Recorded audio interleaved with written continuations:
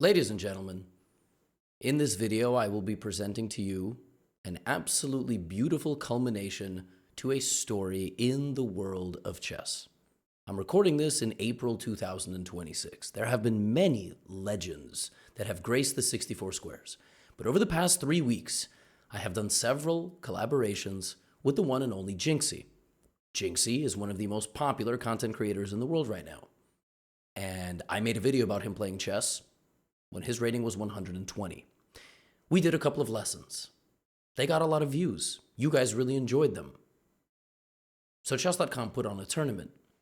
You might remember the famous PogChamps competition. Well, they ran PogChamps 7. They called it PogChamps 6-7. It was a field of beginners. A lot of these players were rated 1 to 200 without a tremendous amount of experience. The best players by far were OhnePixel, Stake, and Jynxzi. And a couple days ago, I gave a lesson to Joe Bartolozzi, who I'm a big fan of, but he didn't have just as much time to catch up. In this video, I will take you through the incredible story and analyze Jynxzi's games.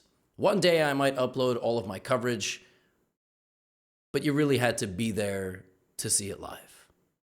I also twerked after he won. And on that note, we are going to get into the games. This was sensational. In the group stage, Jynxzi started out with a couple games against weaker opposition, players that didn't have as much experience. And so, you got to play 2 games in the group stage, and then you obviously got to win those games. Like he was playing against Ronaldo. By the way, Ronaldo is where this all began. Jynxzi, Ronaldo, I made that video. Jynxzi is now rated 300 with my tutelage. He started playing the Caro-Kann, not even because of me. He started playing the Caro-Kann because of his cousin. Shout out to his cousin, rated 2000. I either don't know. John, I think is his cousin John. If that's your name and you're watching this, bless you. If it's not your name, I forgot your name. Our Jynxzi never told me. John taught him this opening, and it got weird, man. I mean, it got weird really early, and Jynxzi got into a lot of trouble in this game, man. White did really well, trapped his knight early on. Jynxzi went down a knight, then he totally tilted from the opening, and before you know it, he was completely lost. He was totally lost. The queen can take the bishop. It didn't. But Ronaldo was just brutalizing this man's king. King to e8. I mean, Jynxzi was down 8 points of material, totally naked king, rook to b1, g6, queen e4 check. I mean, there was a fork. You could have delivered a fork here. This was mind-blowing. Rook b8. And then, this is how a champion is made. Don't be hitting the resign button in a game of chess when you're losing. Counterattack. That move attacks the rook. That move puts pressure on all these other things. And Ron thought Jynxzi blundered. He's a beginner. He thought Jynxzi gave away the rook because it used to be protected by the queen. He made a mistake. And all of a sudden, Black is back in the game. But how is Black going to make a comeback like this? By taking his rook and by taking his bishop. And then this is actually the move that I was most impressed with in this Jynxzi performance. At this point, you look at the position, you think, okay, he's going to play queen takes, or he's going to move his king and go here. And Jynxzi here found a backwards retreating move, king and knight fork, picking up the knight and solidifying the game. He took the first pass pawn. He won the rook. He took the second pass pawn, and then he brought his rook, he brought his queen, and perhaps the most impressive moment of this game was right here. And this tells me that Jynxzi can be at least a 500 pretty soon, and definitely a 1000. In this position, he didn't take this pawn. And that might not mean anything to a lot of you, because a lot of people watch my videos, and you might be watching this as a 1600 going, oh, this is so idiotic. I hate when he covers low-level games. You were once a low-level player too, you elitist scum. F4, rook F4 is a stalemate, and to see that as a beginner, he locked in. He did not stalemate his opponent, and instead delivered a mate. This was game number 1 from the group stage. Now, unfortunately, they put 2 of my proteges, Jynxzi and Joe B, in the same group. Watch how Joe played this. As a only recently barely 200 rated player, I gave Joe 1 lesson and he did the rest. But watch as the beginner coaching mind and influence of GothamChess plays a role in this back-to-back match. Look at this game. So first of all, Jynxzi plays this London system that his cousin taught him, but Joe B also playing very well in the opening, takes, knight f3. I mean, this is a position 2 1400 level players can have. This is a 2 and a 300 playing a chess game. My students right here, proud freaking coach. Short castle, bishop a6, queen d2. Bro, b3, like he doesn't, he doesn't get hit with this move. I actually think maybe the first game came first. Doesn't even matter. Knight to g4. Now things get a little bit crazy in this game. Joe goes rook b4. All right, beginner mode activates. Jynxzi attacks the rook and then takes the knight, and he's winning here for a little bit. e4 breaks in the middle, but then knight e5, fantastic move, getting his knight out of the way of danger. Knight takes. This was a very difficult moment because you're forked, and so you have to spot that the queen can't go there because of the bishop. You have to go queen to g5. All right, Jynxzi goes here and blunders this. I mean, Joe is not playing like a 205. Are you kidding me? Unfortunately, to be 205, you have to have inconsistent play, and here he blunders the rook. But Jynxzi doesn't even take it. He goes rook d1, which is a reasonable move, queen e6, and he just begins attacking the king. It's actually all the best. He goes queen e5, and here, if he played rook to d7 check, he would have deflected the king from the defense of the rook. He would have won the rook and he would have won the game, but he blunders. He blunders his rook. He forgets that it's hanging and it's protected. And now all of a sudden he's losing, but he calms himself down. And this is not a thing that all beginners are capable of doing. He goes here, and now Joe has to swarm the king. It's not easy to swarm the king. You have to go queen c1. And if you're only recently 205, it's not going to be easy to do. Suddenly the king is safe. And black only has 49 seconds. What are you going to do if you're 200? I mean, it's not a simple position at all, and he panics. He gives away the rook. He tries to go bishop e2, and Jynxzi gives a check. Not the best, but he gives a check. He gives a check, gives up a pawn. Now he can play rook here, and there is only one winning move here for white. 47 seconds remaining for my protege. Queen d5 check. Not this, not this. They both blunder the queen. He finds the move, and then he finds the mate. Could not believe it. Was absolutely electric. I was celebrating like you wouldn't believe. And then they had to play another game. There are 2 games. Look at this game.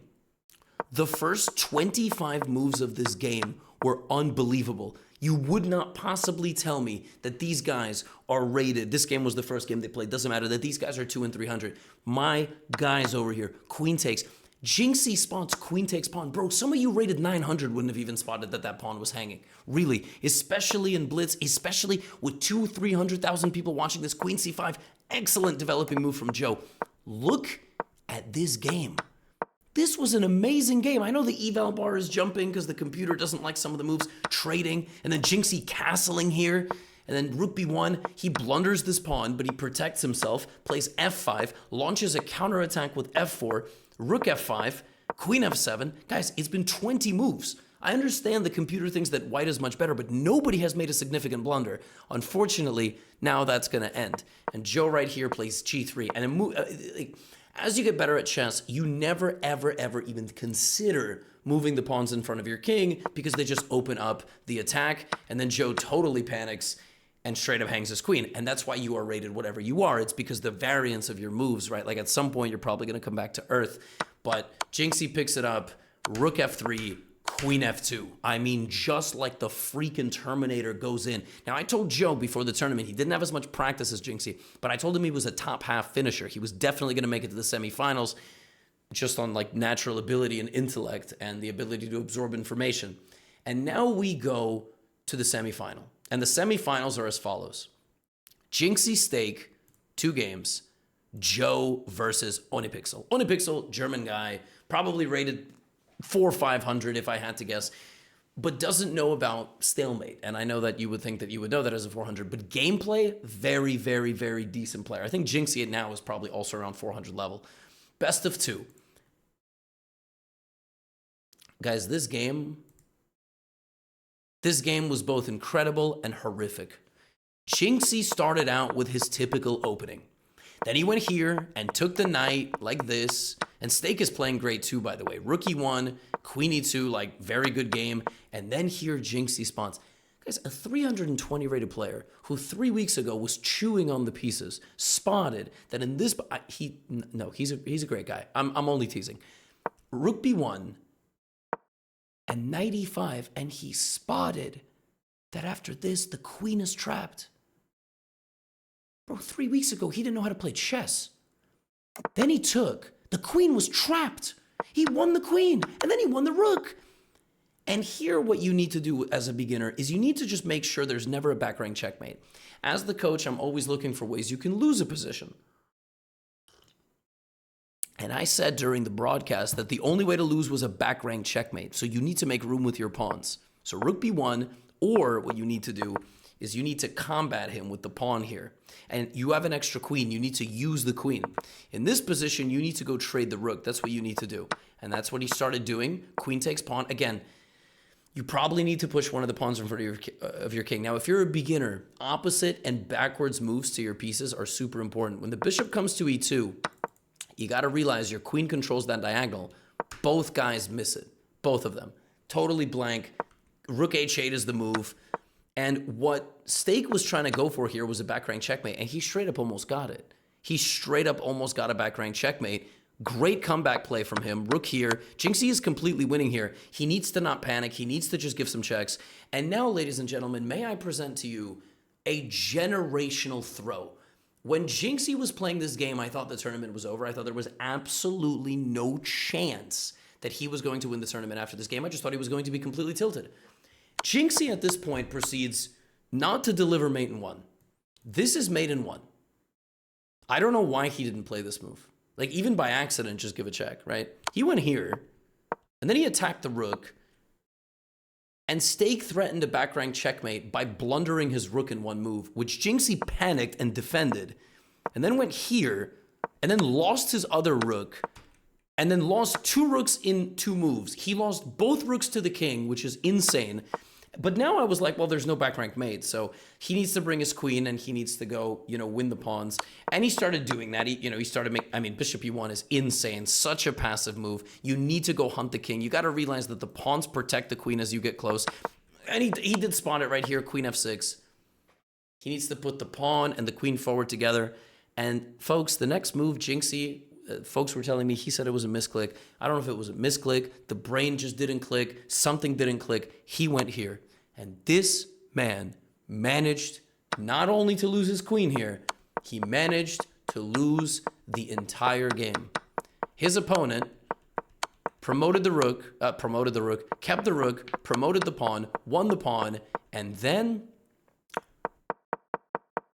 stalemated him. When I tell you that the conclusion of this game made me absolutely fundamentally malfunction, that is an understatement. I have covered this tournament for 5 hours. I am recording this 30 minutes after the tournament is finished because that is what we do on this channel. Folks, if you want to checkmate somebody with a queen and a rook, you have to learn ladder mate. I'm not going to teach you a ladder mate here. Ladder mate. I am going to teach you. It's when you put the pieces to a row apart from each other like that. And then you shuffle one by one. Shuffle one by one. King doesn't mate a king. Keep the king out of it. Unless you only have one piece. Oh my goodness. And that brought us to this game. And this was the most... For the next 3 games that I have for you are truly, for a person that learned chess about 2 to 3 weeks ago, is some of the most impressive chess ever. This dude is a beginner with hundreds of thousands of people watching. Everybody is streaming the tournament. Everybody. And chess.com is covering it. High pressure. In his own words, he doesn't win tournaments very often. Always gets knocked out in the first round. Watch what happens in this game. Jynxzi gets himself a bad position. Because the Caro-Kann can be tricky if you don't know all of the secrets. He loses his knight. Stake doesn't take it. And, black is totally losing from the opening. But Jynxzi claws back, gives a check. And then here he needed to follow it up. He needed to throw in another haymaker, try to get his queen in with the trade. But he backed up. And then here he's completely lost. His knight is trapped. He only has one legal move. He finds it. And then he consolidates really nicely here. Like brings all his pieces together, trades the pawn, bishop here, trades the rook. And now Jynxzi finds and I do mean this when I say, this is maybe the greatest and luckiest move a beginner chess player has ever made, given the circumstances. Jynxzi played pawn to f5.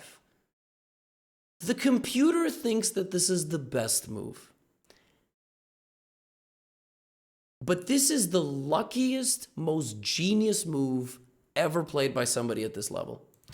When the move pawn to f5 happens, the first thing is the pawn is attacking the queen. Normally, you discard a move like this because you can just take en passant, the passant. They both don't know about passant. They forget about passant. But the other thing is, when you play this move, your queen is hanging. But white can't take your queen. Because if they take your queen, you take with check. You take the rook first, and then and only then do you take the queen. And if the queen tries to save itself, you take it, and then you take the rook. f5 hangs the queen, but it's untouchable because of this. And the queen attacks the rook.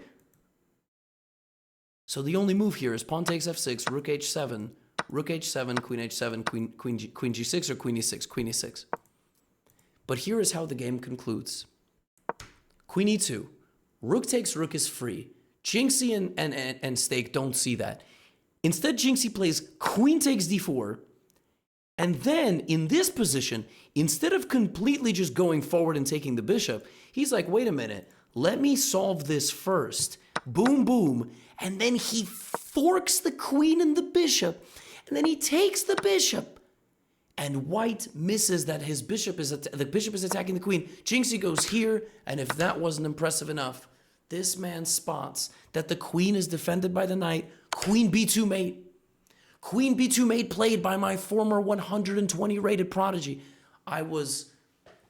This must be the feeling when you watch a child play a soccer game. Like, this must be what it's like to watch a kid. I don't have a kid. I have a dog. He's basically my son. I love him like we are like blood relatives. But I could not believe what this man did. Queen b2, the comeback to clutch it, f5, just unbelievable. And then like spotting this, and the fork. I mean, just. And so he's in the finals. And I was really hoping that Joe B would beat OhnePixel. OhnePixel was very solid. This was their game. I'm going to quickly go through it, and then I'm going to show you the final. Joe was still blunder prone. He didn't have enough. Practice really, and because of that, he was making some mistakes. He was making mistakes, and he still made a comeback in this game and got a great position. F4. And here, black is actually just like winning. Like, I think after f4, I mean, he has a -3 advantage with black, but it's a little hard to figure out why. He's up a bunch of pawns. The best move is to trade the queen, and then like somehow he's up pawns. It's not so simple. But after pawn takes f3, rook f3, he went rook b4, and he couldn't make more progress. He needed to find a way to move his bishop and his knight. And OhnePixel, sharp, talented, finds a way. He's not very good at checkmating, but Joe kind of panicked, and queen c6, rook e4, and black was trying to get stalemated. He won. The second game, he was winning for the entire game, OhnePixel, and then he had like a bunch of mates, and he was trying to mate, and then he was trying to mate, and he doesn't know ladder mate, and he managed to stalemate. OhnePixel stalemated Joe Bartolozzi up 23 points of material, which is really impressive. But Joe was +4 in this game, so my student, 2 days ago, we did a chess lesson. This man grinded for 2 days on chess.com and had 2 winning positions against the ultimate finalist, which is sensational. And so I present to you Jynxzi, OhnePixel, the championship of the 7th edition of the PogChamps tournament. OhnePixel, German guy, smart guy. Germans, by the way, 3rd biggest audience on this channel. I don't know if you know that. It's USA, India, and then it's like UK and Germany very close. So Germans representing. Germans love chess. This was the first game. Jynxzi panicked. Knight e4. You got to jump in with the knight. You got to threaten this. You got to trade knight for knight. Maybe bring the knight back and forward. Total malfunction here from Jynxzi. Got nervous. Put his knight here. Bishop. He just, I mean, that hangs the piece even if this knight is not there. I mean, three things see that. That doesn't, pure panic, boom, boom, boom, we're losing. Okay. We're losing in the finals, right? That's bad. That's a dreadful way to start. Okay. Now we need to keep as many pieces on the board as we can and not panic. So e4. Okay, we trade. I hated his next move. Like Jynxzi's very good at not trading when he's losing, and he was trading when he was losing. And, he was trying his best to defend himself. Ohne attacked his pawn, and then in the previous game, Jynxzi had defended against the rook attack by pushing his pawn. He just didn't. He went here, and then he just you could tell that the nerves were there. Like, he was not fully locked in, but the game went on for a little bit longer. And Jynxzi, the only mistake OhnePixel made, the only one, he blocked his bishop from seeing his pawn. Jynxzi pounced. This is the sign of a player that is not a 300. This man is playing this tournament at the strength of somebody in the 5 and 600s. And the ability to spot rook takes pawn under pressure. Look at the clock, by the way. Clock is very important. They're playing 5 minute with 5-second bonus, not 5-0. Now, here I present to you, once again, not the luckiest move a beginner made. This was the most advanced sequence of moves that Jynxzi played. If I gave this position to 300s all around the world, 1,000 of them, less than 1% of them would come up with this sequence. Check, which is playable. Rook e1. To give this check and then not just see like, oh, my rook is hanging, I got to move it, but to bring the passive rook together, infiltrating. Jynxzi is really good with his rooks. He understands what rooks have to do. Rook b2 is crazy. Now it's mate in 7, but it's unfindable. You have to play rook e7, king f6, and now the only winning move for white is d5. Making space for the queen to attack the king, and you are defending both checks. There are no checks from the opponent that can do any damage. If you start with queen c3, there's queen d1, and that's really, really bad. So this game, Jynxzi goes c5 and now is losing if and only if OhnePixel plays queen to f3, threatening a mate. Queen f3, queen f1 is the only move, and then you trade and you escape with the bishop. Jynxzi goes rook f8, king g7, and takes the bishop, which to me is the best move. Now black wins by infiltrating with the queen. He has to go here.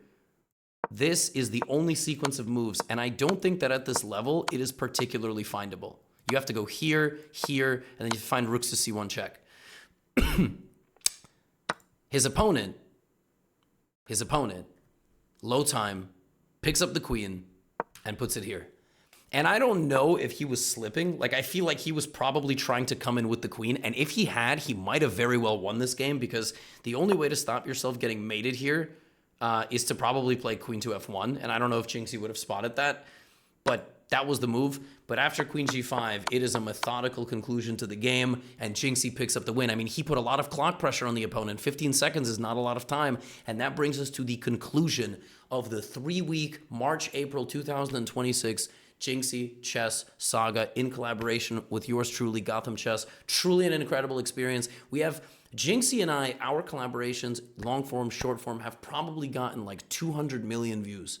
And that is mind-blowing. That is not 200 million people. People rewatch stuff, but so many millions of people over this 2-3 week period have gotten into chess. And it's purely off of good vibes and collaboration.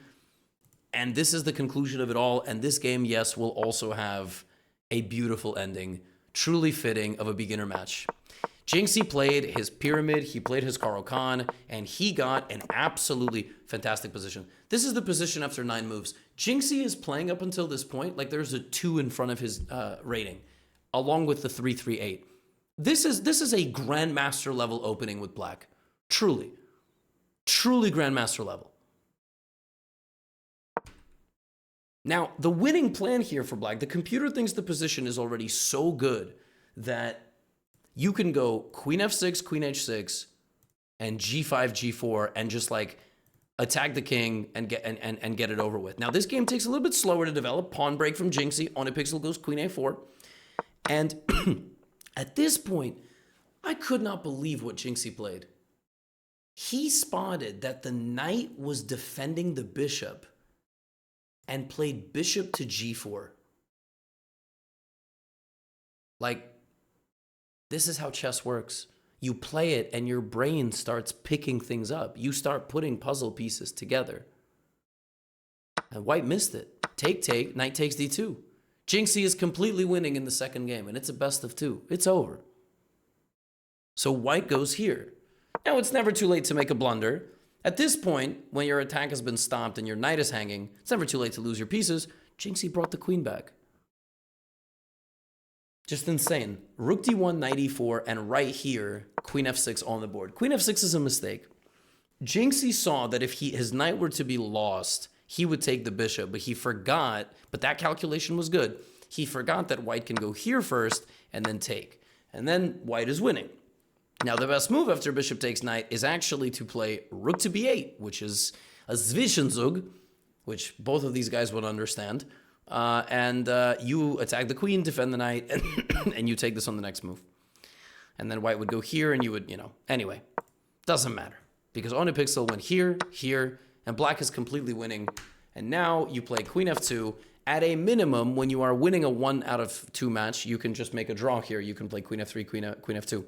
However, what I always like to say is you can sacrifice material in front of a king if you have 2 more attacking pieces than they have defenders, and bishop takes g3 is a fatal blow to the king because you threaten mate, and if pawn takes, this. Very straightforward to calculate, but as a beginner, it's not easy to sacrifice pieces. Even this gets the job done, both of these things, and that is also going to be mate. Completely winning. Okay, Jynxzi plays rook b8. He's not strong enough to spot that yet. He can still end the game in a draw, but he plays knight f2. And now it's mate. It's mate on the board. Knight to h3. Unbelievable. It's mate on the board. Okay, he takes the rook. And now he has this. And I was worried, is going to blunder queen e2 check, but he plays this. It's mate in 1 once again. But we, one last time, have a plot twist at the end. Because in this position, instead of checkmating on h5, Jynxzi spotted the only other available queen check. And I literally on stream said, just don't play queen f1 check, and that is exactly what he played. And he threw the entire tournament with this move. Not the entire tournament, he could have won the tiebreak, and he still could have won this game. And I will tell you, his position is so good that, like, black's position is still very decent. He has 2 rooks versus queen and knight, and his king is totally safe. Like with black here, you just change the strategy. You're no longer playing for checkmate, you're playing to survive. But Ohne, with 28 seconds, kept running his king. And now this is over because the queen can take the queen. Now Jynxzi's next move was unbelievable to me. Because he told me himself he needs to only give checks. He played h6, which is just like, Jynxzi, I love you, man, but this is one of the worst moves you could have possibly played in this moment. Queens can take the queen, but white, panic mode, runs the king, and gets mated with a pawn. And Jynxzi is the PogChamps 7 champion, defeating OhnePixel 2-0. He played 10 games of chess, and he went undefeated. He won 6-0 in the group stage, Jynxzi, and he went 3.5 out of 4 in the championship bracket, 9.5 out of 10. His games were good, consistent. He made way more clutch moves than he made mistakes. He made some blunders, and they were hilarious, but then he got stalemated. Joe Bartolozzi, my guy, he finished in 4th. He lost 2-0 in the 3rd place match to Stake, I think. Stake was very, very good. I don't know much about Stake. He was very solid. OhnePixel was very good. Bro, Jynxzi's the champ, man. I mean, this is truly incredible. I had 28,000 live viewers when I covered this. Like, that is not a number that I ever have. There was probably 200,000-300,000 people watching this event live, more than the candidates tournament. The recap will probably have 1 million views. I mean, I don't know what we're at now. You can tell me. Since we made it this far, I don't know who's still here. Folks, get into chess. I have a link in the description. Join chess.com. Play chess. It's amazing. We just watched one of the biggest creators in the world who's busy, distracted, has a million different things to do, grind his way from 120 elo to tournament champion, 400-500 level player in 3 weeks' time. 5-6 lessons with yours truly. 2 of my students back-to-back have now won PogChamps tournaments. Samai Reina, Super Pog, Jynxzi, PogChamps 7. If you don't trust me for all things chess, I don't know what to tell you. Congratulations to him. Congratulations to everybody. Shout out to the Botes sisters because they really helped in putting this tournament on. That's all I have for you today. Get out of here, and congratulations to my boy Jynxzi.